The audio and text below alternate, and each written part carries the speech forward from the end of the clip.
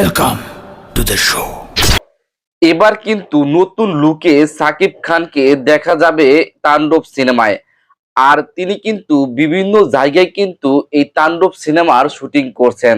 বিশেষ করে কয়েকদিন আগে যখন তিনি রাজশাহীতে শুটিং করলেন তখন তার লুকটা ছিল অন্যরকম। এবার তিনি শ্রীলঙ্কায় যে শুটিং শুরু করে দিয়েছেন সেখানে লুকটা দেখা যাচ্ছে অসাধারণ, যেটা কিন্তু রীতিমতো সোশ্যাল মিডিয়ায় ভাইরাল হয়ে গেছে।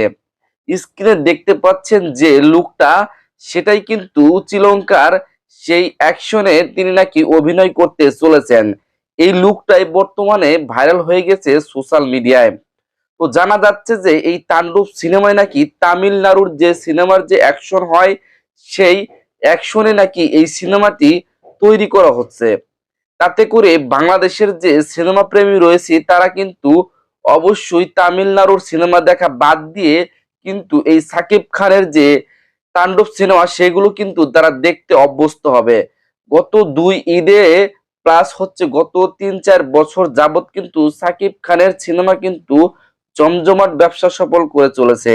আর এতে করে কিন্তু বাংলা সিনেমা পাড়ায় একটা সারা জাগরণের মতো কথা চলছে যে বাংলা সিনেমায় নাকি পুনর্জাগরণ হচ্ছে।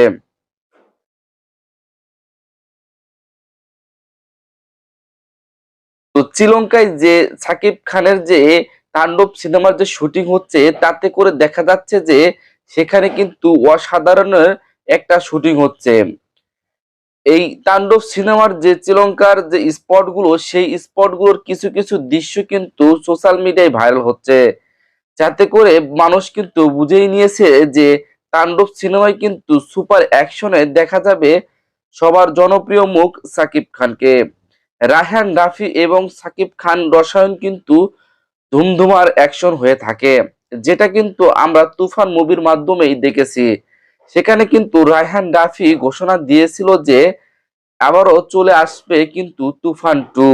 আসলে কি তুফান 2 হচ্ছে তাণ্ডব, সেটি কিন্তু এখন দেখার পালা। তো অবশ্যই সেটি দেখতে গেলে আপনাকে ঈদুল আজহা পর্যন্ত অপেক্ষা করতে হবে, সিনেমা হল পর্যন্ত যেতে হবে।